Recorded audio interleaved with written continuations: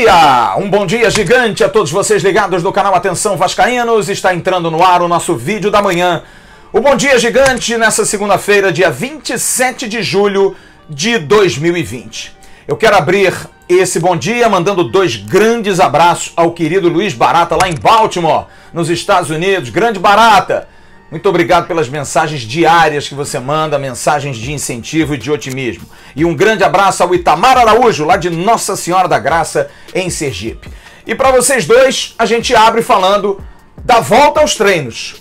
A volta dos treinos do Vasco hoje no campo do São Cristóvão. Você está vendo aí imagens do campo do São Cristóvão, notícia que nós demos na sexta-feira. O Vasco vai ficar de hoje até o dia 7 de agosto treinando no campo do São Cristóvão para treinamentos em campo oficial. Quando precisar de um treinamento físico, alguma coisa que possa ser feita no campo anexo de São Januário, lá estará o grupo. Mas é só chegar em São Januário, fazer todos os protocolos, os procedimentos, entra no ônibus, 5 minutos, você está no estádio da Rua Figueira de Melo, o estádio Ronaldo Luiz Nazário.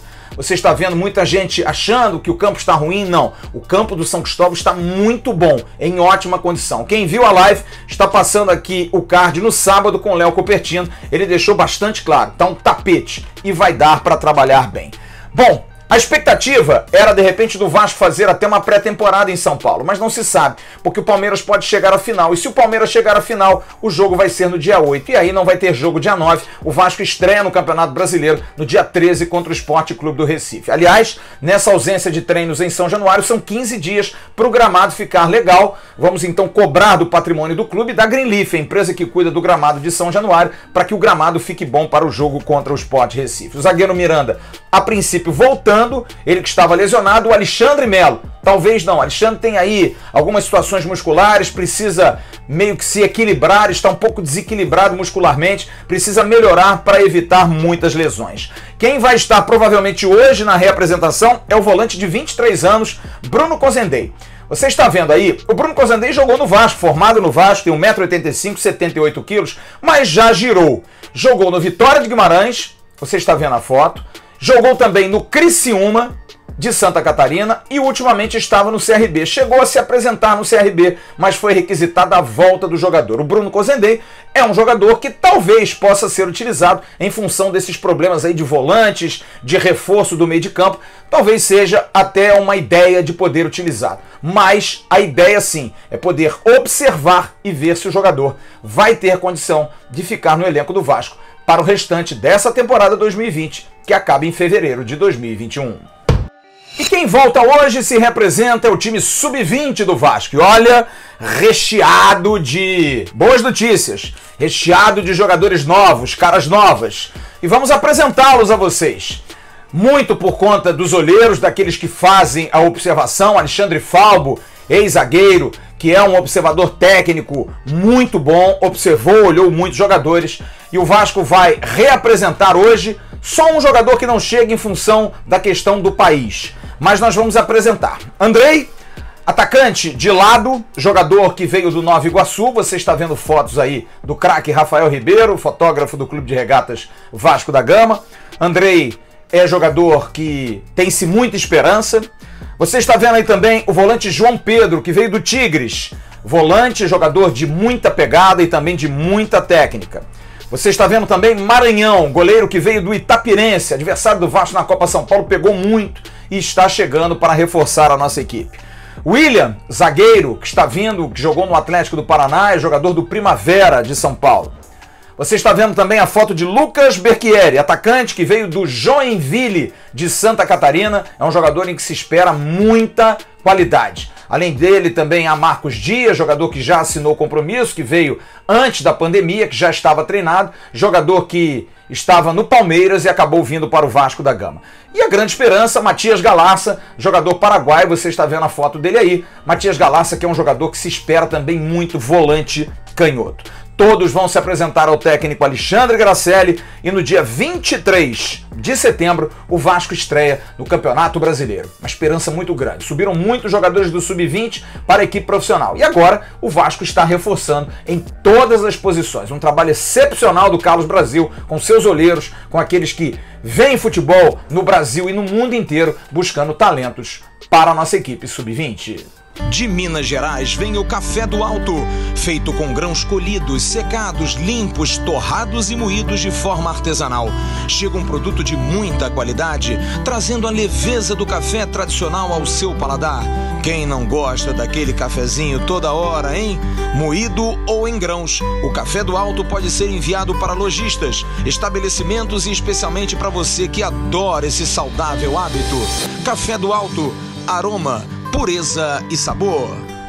A quentinha do dia, oferecimento do Café do Alto, aroma, pureza e sabor, logo mais da nossa live. Visite as redes sociais do Café do Alto Oficial, principalmente no Instagram. Lá você tem receitas e descontos. E preste atenção, o bom do Café do Alto é o alto do sítio. Já já a gente vai explicar por quê. Vem aí novidades. Bom, a quentinha do dia hoje é sobre um homem que está sob pressão. Mário André Mazzuco, o diretor executivo do Vasco, precisa, em 15 dias, reforçar o elenco do Vasco. Porém, existem alguns fatores muito complicadores. Eu diria que 4 fatores. O primeiro, uma janela encurtada. A janela geralmente era maior, agora diminuiu. De hoje a 15 dias é o prazo para o Vasco contratar. Termina na segunda-feira, 10 de agosto. Um segundo aspecto, que é um aspecto importante de mercado, o Campeonato Brasileiro com a pandemia começa agora em agosto e termina em fevereiro do ano que vem. O que vai poder dificultar pelo fato dos clubes europeus, por exemplo, se tiverem que emprestar algum jogador, não vão emprestá-los até o dia final de fevereiro, e sim até 31 de dezembro, porque o calendário deles é diferente do nosso. O jogador que voltar em fevereiro estará sem condição de jogar com a equipe, pelo menos na Europa, até maio, quando terminam os campeonatos nacionais. Por isso é um problema. O jogador preso a um clube, como vai fazer? Emprestá-lo até final de dezembro, quando tem campeonato até fevereiro? Um terceiro aspecto, a fama de não pagar. Essa fama se espalha, apesar do esforço do clube de tentar manter agora uma imagem que está pagando em dia. Mas o salário de junho está ainda atrasado. Mas pelo menos que se faz acordo que está se pagando. Mas a fama já se espalhou. E o quarto, o mais grave, a questão da grana.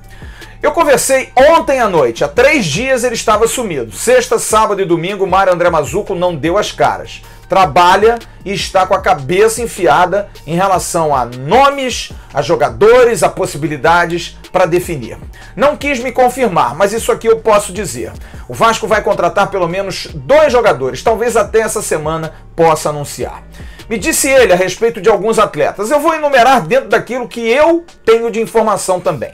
Sanches Minho entra dentro de uma situação dessas 4 posições que eu coloquei anteriormente. Conversei ontem com o jornalista Gustavo Martim, que é da Rádio Continental de Buenos Aires, que nos deu a informação na sexta-feira da carta que o Vasco mandou de interesse pela situação de Sanches Minho.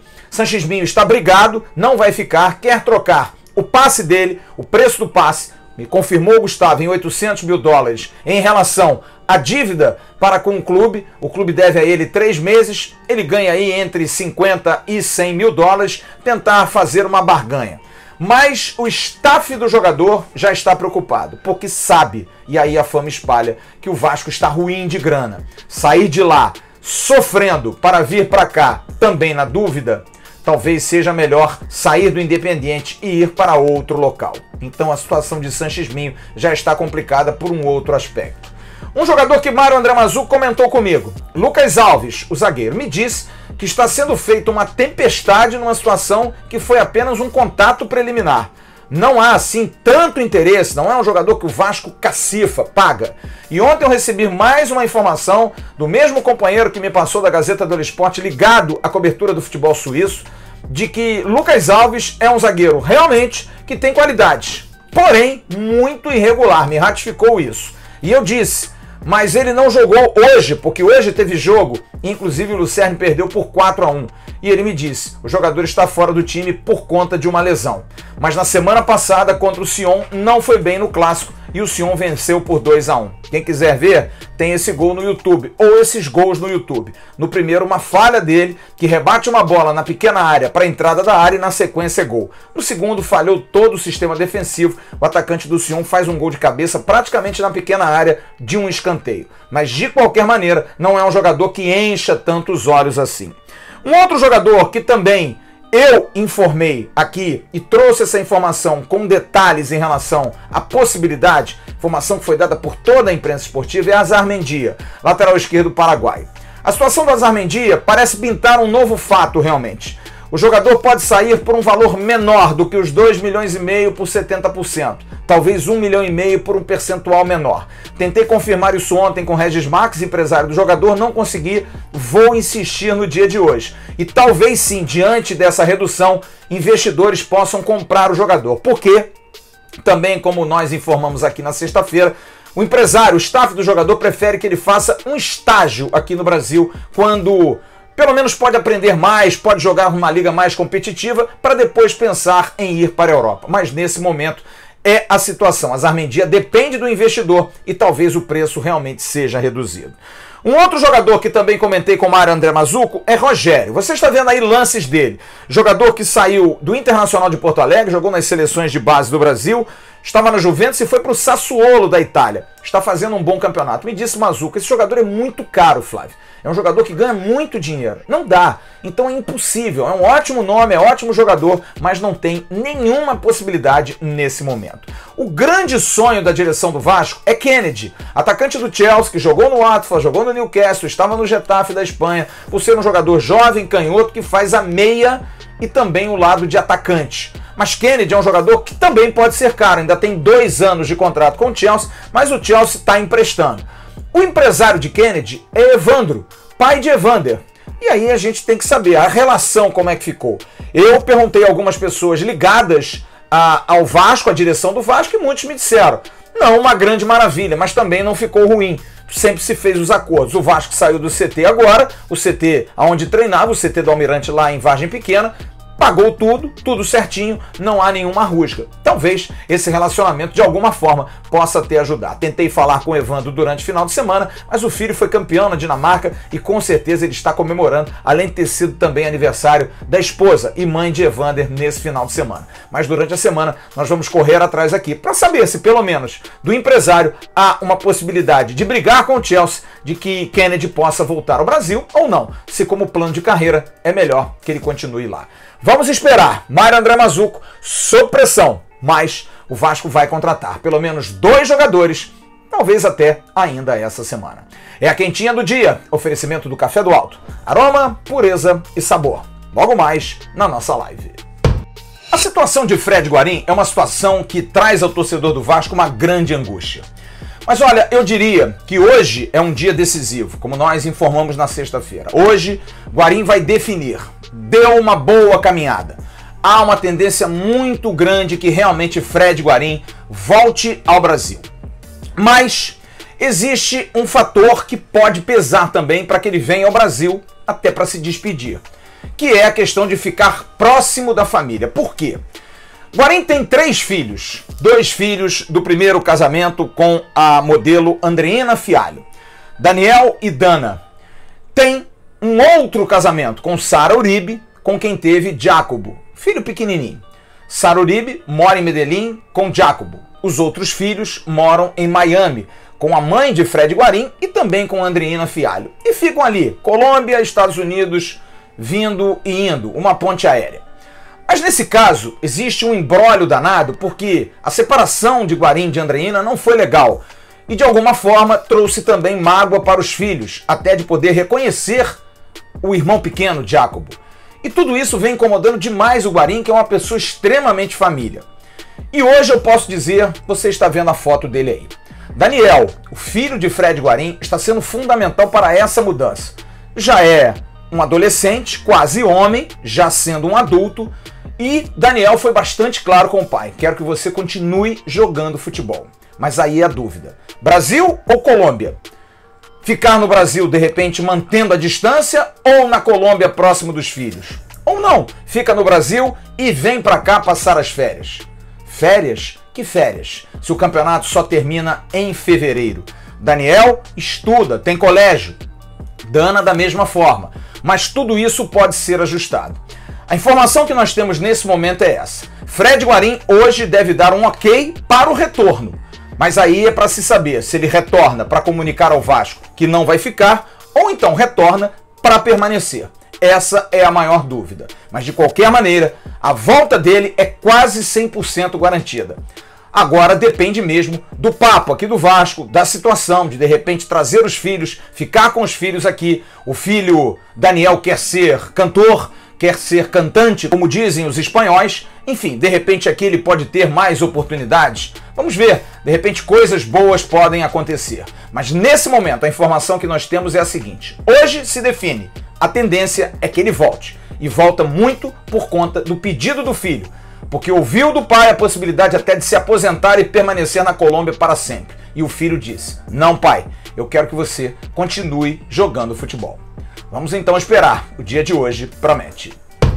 Para a gente concluir, algumas informações importantes. Olha, são 3 informações que eu vou colocar a você aqui como grandes segredos, grandes dúvidas.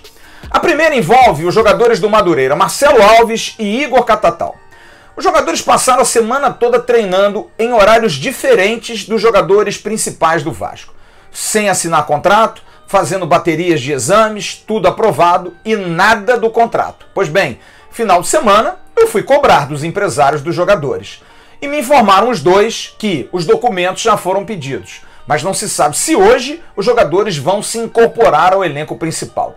Minimamente estranho, um segredo danado. Por que não definir logo a assinatura do contrato ou a não contratação dos jogadores? Realmente não dá para entender. Ou efetiva ou não efetiva. Ah, tem um monte de burocracia. Tá certo, mas os jogadores já fecharam aí, pelo menos está anunciado já há quase 2 semanas. Não anunciado pelo Vasco, mas o próprio presidente do Madureira já informou, os jogadores já falaram, já foram fazer exames, já apareceram em clínica, já recebemos aí todo o escopo daquilo que eles iam fazer da parte médica. E de repente demora-se tanto para assinar um contrato, a gente vai ficar nessa expectativa. Um outro segredo, a gente viu uma entrevista nesse final de semana do Dr. Marcos Teixeira, chefe do Departamento Médico do Vasco, ao site Globoesporte.com, falando sobre Breno, que é um jogador que a gente vive uma expectativa muito grande, mais magro, treinando bem nos treinamentos em geral, porém não tem oportunidade de jogar. Gente, é bom a gente colocar bastante claro aqui. E isso não pode ser segredo para o torcedor. Não há confiança que Breno possa voltar jogando em alto nível. Por quê? Ele pode estar muito bem, vivendo o melhor momento, mas precisa de um teste. E vai testar quando? No Campeonato Brasileiro? Em jogos de competição em que serão decisivos sempre? Na Sul-Americana? No jogo com o Goiás? Ou vai esperar um jogo em que o Vasco possa estar ganhando, de repente, por 3, 4 de diferença e bota-se o Breno no final com 15 minutos? É uma dúvida, mas acho que é importante a gente esclarecer isso aqui. Breno é uma figura humana espetacular. Todos gostam dele no elenco. Todos, o departamento médico, os fisioterapeutas, os jogadores adoram o Breno, que é um ótimo rapaz, que se esforça muito. Mas, fisicamente, não vai dar. O jogador tem contrato até 31 de dezembro. E talvez não dê tempo. Agora sim, Breno vai fazer 2 anos de inativo no dia 9 de agosto, no dia da estreia. Em 2018 ele jogou contra a LDU, um jogo que o Vasco venceu por 1-0 e foi eliminado na Sul-Americana, e de lá para cá a lesão que teve não o deixou retornar. Por isso a situação de Breno, hoje eu diria que é muito difícil o retorno. Da mesma forma o Ramon está evoluindo na fisioterapia, tem 5 meses de contrato. Gente, se o Vasco tivesse confiança neles, não estava atrás de um lateral esquerdo a mais e não estava atrás de um zagueiro central a mais. Sendo que o Vasco tem 5 zagueiros e tem 3 laterais esquerdos. Então, em função disso, eu acho muito difícil, é uma informação. Breno e Ramon não devem voltar jogando com efetividade nesse ano de 2020. Uma outra situação que também é uma dúvida, é um segredo, a renovação do Ricardo Graça. Eu coloquei aqui, disse que não era tão fácil como se apregoava. Muita gente até me cobrou, mas ele disse que em 1, 2 semanas estaria ok. Pois bem, já se passaram 2 semanas, estamos indo na 3ª, daqui a pouco completa 1 mês. E ele não assinou o compromisso. O que estará acontecendo para um jogador que tem contrato até o dia 3 de janeiro e já pode assinar um pré-contrato? Não vai fazê-lo, mas de qualquer maneira não está sendo tão fácil assim a renovação de Ricardo Graça e tomara que aconteça nesse meio de semana, por exemplo. E uma informação importante, o evento do dia 22 dos sócios lá no CT a princípio vai ser cancelado, porque não vai se conseguir entregar o CT em condição para essa data. Provavelmente o evento deve ser no dia 5 de setembro, transferido para o 5 de setembro. O Vasco vai entrar em contato com aqueles sócios que já compraram já a sua presença no evento, que já devem ter muitos de fora comprado passagem. Enfim, o Jackson, por exemplo, de Santa Catarina, nosso assinante, nos mandou uma mensagem, já comprou passagem, o hotel vai ter que mudar tudo, mas de qualquer forma a informação será dada durante a semana. Hoje vamos ter o Carlos Leão, que é o CEO, inclusive, do CT, na live, e a gente vai perguntar exatamente isso para ele. Uma das perguntas que a gente vai fazer para o Carlos Leão em relação à situação do CEO. Já falando então, logo mais 7h30 da noite, Carlos Leão, VP de Finanças e CEO do CT do Vasco, vai responder sobre muitas coisas. Vamos sabatiná-lo sobre questões financeiras e também questões estruturais. É isso aí, turma. Boa segunda-feira para todos vocês. Logo mais nos falamos na live. Um grande abraço. Tchau, turma.